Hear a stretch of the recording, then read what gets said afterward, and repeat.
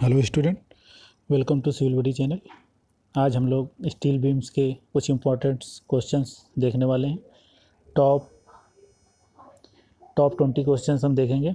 तो हमारा यहाँ का पहला क्वेश्चन क्या है? पहला क्वेश्चन है, steel beam should be design for. Steel beam को हम किस लिए डिजाइन करते हैं? इस्पात की धरन। बीम को हम क्या बोलते हैं? हिंदी में धरन बोलते हैं। कि अभिकल्पना निम्नलिखित के लिए की जाती है। फ्लेक्सुरल स्ट्रेंथ के लिए की जाती है, स्टिफनेस के लिए की जाती है, बकलिंग के लिए की जाती है। अब हम सबसे पहले स्टील बीम्स के बारे में थोड़ा सा देख लेते हैं। बीम्स क्या होता है?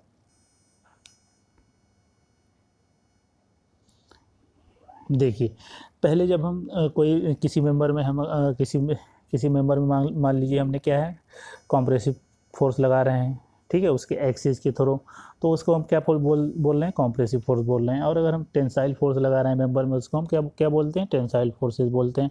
अब हम जब बीम के केस में बात करेंगे, बीम क्या है हमारा? Beam is a horizontal members, ठीक है। तो इस केसेस में क्या होगा? बीम की एक्सिस, ये जो बीम की एक्सिस के हम क्या कैसे लोड लगाते हैं? बीम के एक्सिस के परपेंडिकुलर पॉइंट लोड लगाते हैं, या आप यूडीएल लगाते हैं। तो इसी लोड को हम क्या बोलते हैं? बीम के केस में हमेशा कौन सा लोडिंग की बात करते हैं? हम ट्रांसवर्स लोडिंग की बात करते हैं। तो यही हमारा क्या है, ये हम एक्सिस के परपेंडिकुलर जो हम बीम में लोड लगाते हैं, उसी लोड को हम क्या बोलते हैं? ट्रांसवर्स लोडिंग बोलते हैं। तो जब हम ट्रांसवर्स लोडिंग लगाएंगे तो इसमें क्या क्या संभावना है होने की? इसमें तो एक तो किस में फेल हो सकता है? फ्लेक्सुरल में फेल हो सकता है। फ्लेक्सुरल में फेल होने की क्या क्या संभावना है? एक तो बेंडिंग, ये इसमें क्या होगा? बकलिंग के चांसेस हो जाए, बेंड कर जाएगा हमारा, या कुछ इस तरह का उसका बेंडिंग मोमेंट डायग्राम, बेंडिंग के चांसेस हो गए। और इसमें क्या होगा? सीयर फेल्यूर्स हो सकते हैं। सीयर फेल्यूर्स होगा, कहीं यहाँ कहीं क्रैक्स आ सकता है, ठीक है। या फिर डायगोनल, फिर कई तरह के क्रैक्स होते हैं, डायगोनल क्रैक्स होता है, ठीक है। तो यहाँ पे बेंडिंग हो सकता है, सीयर हो सकता है, और फ्लेक्सुरल में हमारा बीम्स जो है फेल हो सकता है। ये हम बीम किस में यूज करते थे? आरसीसी में यूज करते हैं, ठीक है। अब हमारी स्टील की बात करें, स्टील में हम क्या करते हैं? आई सेक्शंस यूज करते हैं। जनरली हम कौन सा सेक्शन यूज करते हैं? आप लोगों ने सबसे ज़्यादा कौन सा सेक्शन देखो? आई सेक्शन देखता हो। आई सेक्शन हम इसलिए यूज करते हैं क्योंकि आई सेक्शन की जो होती है स्ट्रेंथ क्या होती है? बहुत ज़्यादा होती है, ठीक है। और moment of inertia about the axis उसमें क्या होती है? बहुत कम होती है। इसलिए हम क्या करते हैं? आई सेक्शंस का ही इस्तेमाल करते हैं। आइए देखिए, आई सेक्शंस के बारे में हम थोड़ा सा देख लेते हैं, ठीक है। आई सेक्शंस की अगर हम बात करें, आई सेक्शंस आप लोग सबको पता होगा। आई सेक्शन कुछ ऐसे बनता है, ठीक है। इसको हम क्या बोलते हैं? फ्लैंज। ये हमारा फ्लैंज का पार्ट, ये भी फ्लैंज है, ये है हमारा वेब का पार्ट, ठीक है।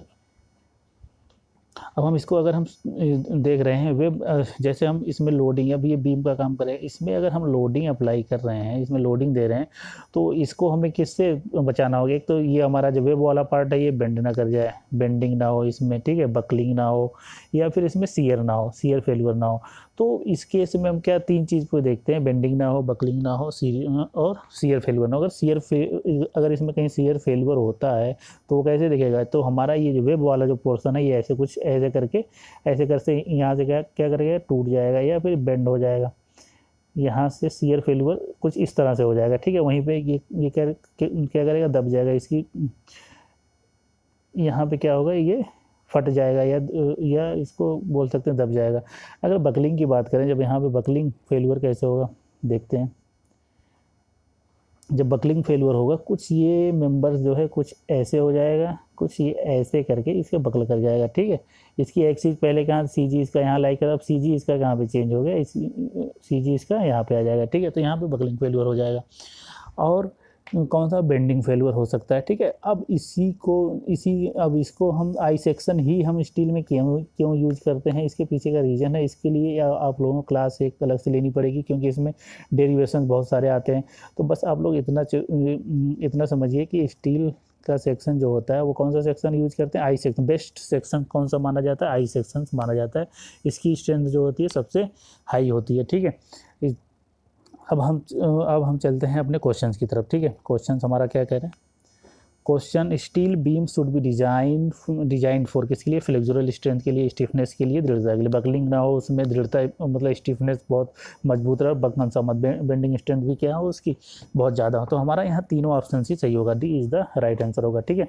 क्योंकि हमें देखिए, आप लोगों के पास टाइम बहुत कम है, 22 से एग्जाम है, तो हमें बहुत जल्दी स्पीड में चलना है, ठीक है। तो अब which of the following is an the example of composite section. Composite section आप लोग पढ़े होंगे। कंपोजिट सेक्शन कौन सा है? मिश्रित। कंपोजिट सेक्शन वो सेक्शन होता है जो कई मटेरियल से मिलके बनता होता है। जैसे हमारा आरसीसी है, आरसीसी में क्या क्या होता है? सीमेंट होता है, सैंड होता है, कोर्स एग्रीगेट होता है, और क्या होता है? वाटर होता है। ये सब कई सारे 4 मटेरियल्स मिल के और कुछ केमिकल्स ऐड करते हैं, ये सब मटेरियल मिल के एक सिंगल मटेरियल में आ जाते हैं, तो सिंगल यूनिट में आ जाते हैं, तो उसी यूनिट को हम क्या कहते हैं? कंपोजिट बीम कहते हैं। तो हमारा यहाँ पे आरसीसी क्या हो जाएगा? RCC is the composite beam होगा। ठीक है, ये सब हमारा क्या होगा? गलत होगा।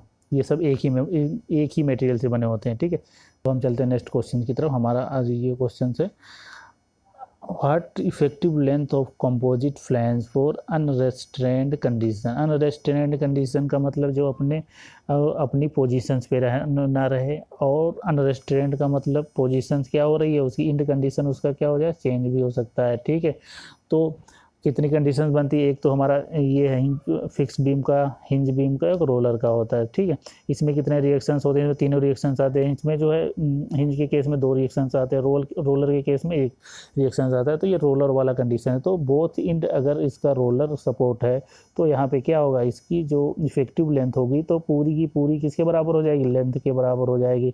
और यहाँ पे अगर मान लीजिए अगर हिंज सपोर्ट होता, बोथ इंड कैसा होता? हिंज होता, बोथ इंड कैसा होता? फिक्स होता, तो एल जो होता है L/2 के बराबर होता है। ये को आप लोगों को पता होगा। अब बोथ इंड आपका एक जो होता है हिंज सपोर्ट होता है, एक फिक्स सपोर्ट होता है, तो यहाँ पे क्या होता है? L/√2 होता है। और आपका अगर दोनों इंड हिंज हैं, दोनों ये हिंज है और आपका ये वाला पोर्शन भी हिंज है, तो ये L के बराबर हो जाएगा।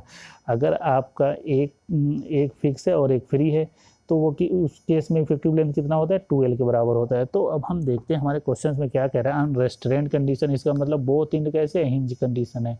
अनरेस्ट्रेंड का मतलब हिंज कंडीशन। तो यहाँ पे जो हमारा कौन सा ऑप्शन होगा? Option number C is the right answer. ठीक है, तो अब हम चलते हैं नेक्स्ट क्वेश्चन की तरफ। A steel beam supporting load from the floor slab as well as from wall is term as. क्या जान उसको किस नाम? इस्पात का एक बीम जो फर्शी स्लैब से और साथ ही दीवार को भार को अवलंब प्रदान कर रहा है वह कहलाता है स्ट्रिंजर बीम, लिंटल बीम, स्पैंड्रल बीम। उसको हम क्या बोलते हैं? स्पैंड्रल बीम बोलते हैं। ठीक है, स्पैंड्रल, लिंटल बीम तो जो हम दरवाजे वगैरह के ऊपर जो प्रोवाइड करते हैं उसको हम लिंटल बीम बोलते हैं। तो हमारा ऑप्शन कौन सा? स्पैंड्रल बीम। आप लोग याद कर लीजिएगा इसको, स्पैंड्रल बीम हम बोलते हैं। ठीक है, तो हमारा कौन सा ऑप्शन होगा? Option number C is the right answer. ठीक है, स्पैंड्रल बीम। ये क्या क्वेश्चन है? ये हमारा क्वेश्चन है, the problem of lateral buckling can arise only the those steel beam. Lateral buckling किस में हो सकती है? लेटरल बकलिंग का मतलब कुछ इस तरह से। ठीक है, moment of inertia about the bending axis larger than other, moment inertia about the bending axis smaller the other, fully supported compression flange, या none of this.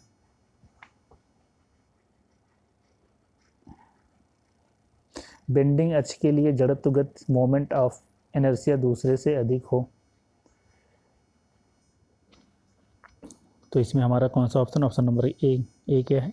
A is the moment of inertia about the bending axis larger than the other, moment of inertia about the bending axis smaller than the other, fully composed beam, D.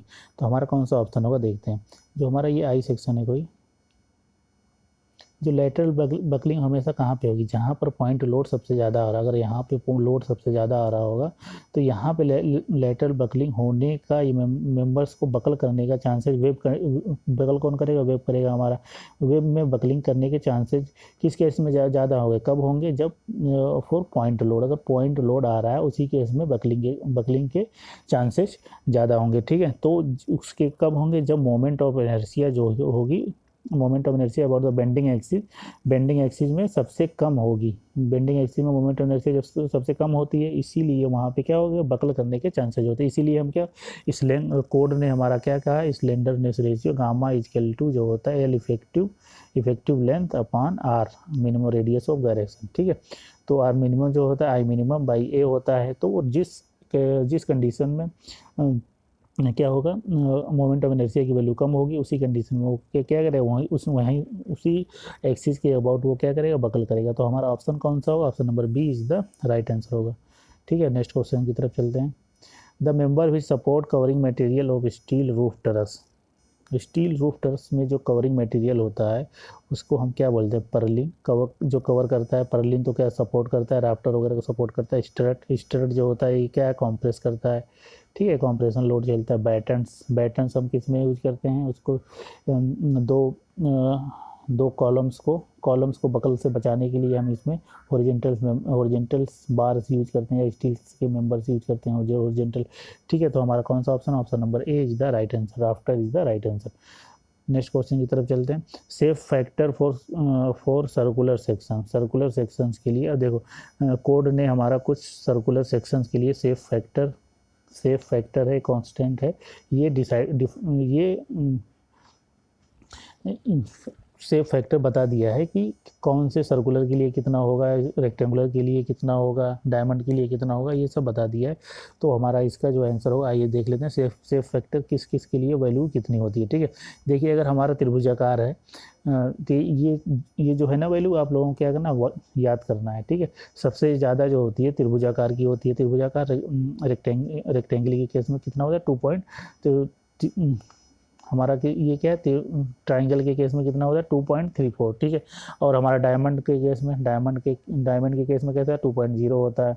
और हमारा वृत्ताकार अगर circular के case में जो होगा 1.670 हम generally लेके चलते हैं, 1.70 होता है, ठीक है। और हमारा आयताकार है अगर रेक्टेंगल है तो 1.50, और नालिका है या डबल नालिकाकार है तो 1 पॉइंट होलो सर्कुलर इसको बोलते हैं। होलो सर्कुलर में कितना होता है 1.27 होता है, ठीक है। और आई सेक्शन का कितना होता है 1.14। सबसे कम कितना होता है, देखो सेफ फैक्टर सबसे कम कितना किसका होता है, आई सेक्शन का होता है। इसीलिए हम इसको क्या करते हैं, स्टील बीम में सबसे ज़्यादा इसको हम यूज करते हैं क्योंकि इसका सेफ फैक्टर कम होता है और ये लोड इसकी स्टिफनेस भी बहुत ज़्यादा हो जाती है। और सबसे ज़्यादा सेफ फैक्टर जो है रेक्टेंगल का है। अगर सबसे ज़्यादा पूछेगा तो आपको रेक्टेंगल लगाना पड़ेगा। हमारे क्वेश्चन में क्या पूछ रहा है, safe factor for circular section के लिए कितना होता है 1.70 होता है। तो हमारा कौन सा ऑप्शन होगा, option number D is the right answer होगा, ठीक है।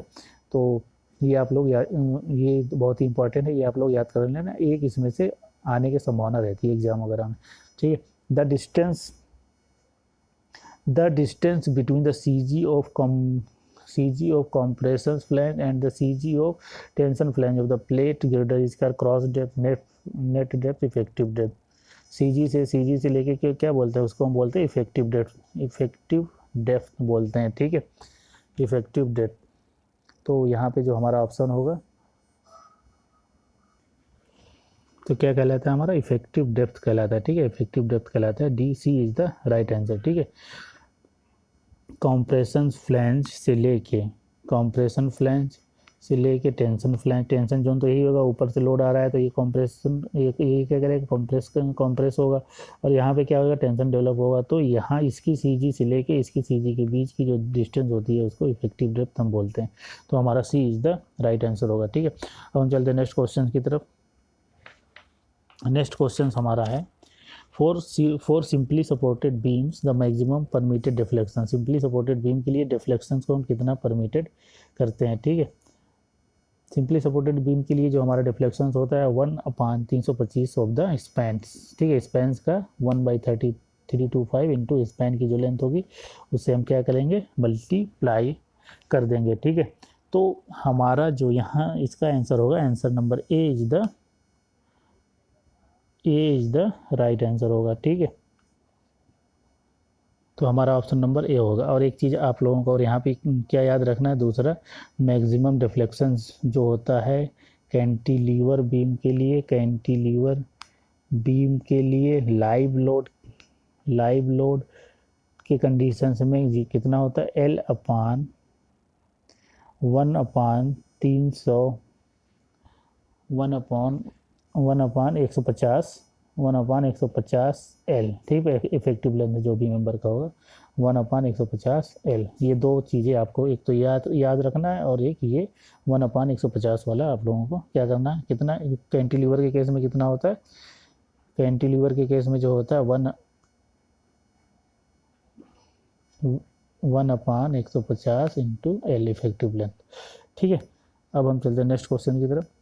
The beam outside a wall up to floor level above it is known as, the beam outside a wall up to floor level, floor level तक जो beam होती है उसको हम क्या कहते हैं। आइए हम यहाँ पे हमारा कौन सा आंसर होगा।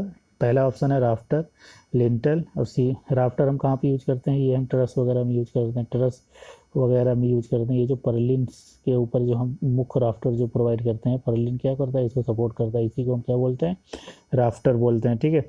और जो होता है हमारा लिंटल क्या होता है, लिंटर क्या होता है, लिंटर ये हमारा है, यहाँ हमने दरवाज़ा लगाया, दरवाजे के ऊपर जो हम ये बीम प्रोवाइड करते हैं, ठीक है, तो उसको हम क्या बोलते हैं, लिंटल बोलते हैं। और स्पेंड्रल बीम यही होती है, the beam outside a wall up to floor level तक जो होती है उसको हम स्पेंड्रल बीम बोलते हैं, ठीक है। तो हमारा C is the right answer होगा। नेक्स्ट क्वेश्चन की तरफ चलते हैं।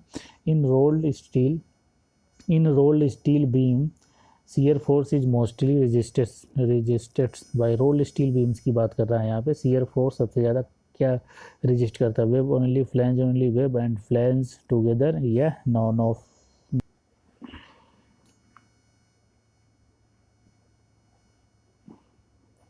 ये हमारा कोई मान लीजिए कोई सेक्शंस है, ये हमारा आई सेक्शंस है। सबसे ज़्यादा जो बेंडिंग्स मोमेंट्स जो लिया जाता है वो किसके द्वारा, फ्लैंज के द्वारा, ठीक है। 80% 90% सबसे ज़्यादा बेंडिंग मोमेंट यही झेलता है। और जो शियर फोर्स जो लिया जाता है, शियर फोर्स सबसे ज़्यादा कौन सा रजिस्ट करता है, ये हमारा वेब पोर्शन जो है रजिस्ट करता है, ठीक है। तो इसमें 80% तक शियर फोर्स ये रजिस्ट करता है, ठीक है, हमारा जो वेब होता है, ठीक है। तो हमारा कौन सा ऑप्शन होगा, option number A is the right answer होगा, ठीक है। चलिए नेक्स्ट क्वेश्चन की तरफ। Web crippling generally occur at the point where. Web अगर हमारा वेब क्रिपलिंग का मतलब वेब का टूटना आमतौर पर उस बिंदु पर होता है जहाँ पर वेब क्रिपलिंग कब होगा, क्रिपलिंग कब होगा मतलब टूट कब जाएगा, जब यहाँ पर कॉन्सेंट्रेटेड लोड आएगा या पॉइंट लोड बहुत ज़्यादा आ रहा है, ठीक है। तो ये वेब की क्रिपलिंग करने के टूटने के चांसेस रहते हैं, ठीक है। Bending moment is maximum concentrated load act. अगर कॉन्सेंट्रेट लोड एक्ट आ रहा है, जहाँ पे कॉन्सेंट्रेटेड लोड आएगा वहीं पे वेब के क्रिपलिंग होने के चांसेस ज़्यादा रहेंगे। किस केस में, कॉन्सेंट्रेटेड लोड के केस में। तो हमारा C is the bending moment maximum, इससे कोई मतलब नहीं है। डिफ्लेक्शन मैक्सिमम, इससे कोई मतलब नहीं है, ठीक है। तो कॉन्सेंट्रेटेड लोड के ही केस में अगर एक जगह एक बिंदु पे अगर लोड बहुत ज़्यादा एक्ट कर रहा है तो वहाँ पे क्या होगा, ये आई सेक्शन हमारा कुछ ऐसे इस तरह का होता है। देखिए आई सेक्शन हमारा जो हम बनाते हैं, आई सेक्शंस का ये वेब वाला पोर्शन बहुत ज़्यादा होता है। जैसे ये है,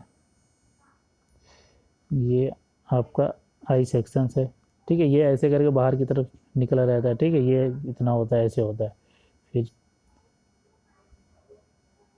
और ठीक है ये लंबा होता है।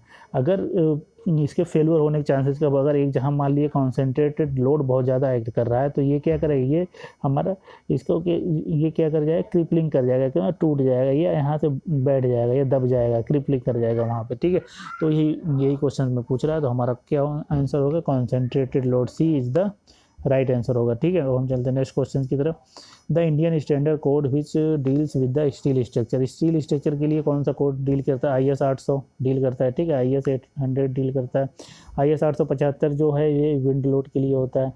तो और ये 456 जो है RCC डिजाइन के लिए होता है। और ये BIS 1893 किसके लिए, अर्थक्वेक के लिए होता है। ये चारों आप लोगों को क्या होगा ना, भूकंप के लिए कौन सा होता है, BIS 1893, ठीक है। अब हम चलते हैं नेक्स्ट क्वेश्चन की तरफ। ISLC stand for Indian standard light channel, ठीक है। Indian standard lower weight channel, ठीक है। पहला क्या है, Indian standard lower weight channel, ठीक। चैनल भी कई तरह के होते हैं। एक तो होता है हमारे पास Indian standard lower weight channel, high weight channel, कई तरह के होते हैं। तो हमारा ए कौन सा होगा, ए इज द राइट आंसर होगा, ठीक है। आइए हम चैनल के बारे में देख लेते हैं कितने तरह के होते हैं। पहला होता है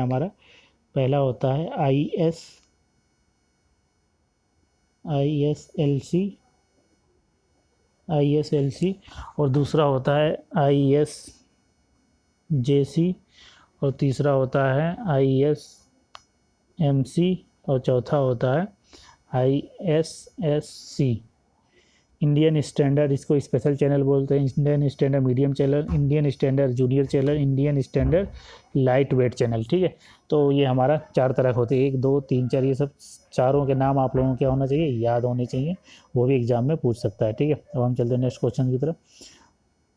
the unit weight of steel structure as पर IS 875 1987 के हिसाब 78.5 किलोन्यूटन पर मीटर क्यूब होता है। तो अब हम चलते हैं, ये beam is defined as structural member. अगर बीम को हम structural member defined subjected to, तो उसमें एक बीम का संरचनात्मक सदस्य के रूप में परिभाषित किया जाता है, बशर्ते वह एक्सियल लोडिंग नहीं होता है, एक्सियल एंड ट्रांसवर्स। उसमें कौन सा लोडिंग आता है, ट्रांसवर्स लोडिंग आता है बीम में। ठीक है, तो सी इज द राइट आंसर होगा। Which of the following is the most efficient and economical section, सबसे इफिशियंट और इकोनॉमिकल सेक्शन कौन सा होता है, H section, pipe section, angle section होता है, I section is the most efficient section. ये बहुत ही इंपॉर्टेंट क्वेश्चन है। ठीक है, आई सेक्शन। तो हम चलते हैं, beam composed of more than one material rigidly connected together so as to behave as one piece. एक पीस में काम करता है, तो उसको हम क्या करते हैं, धरन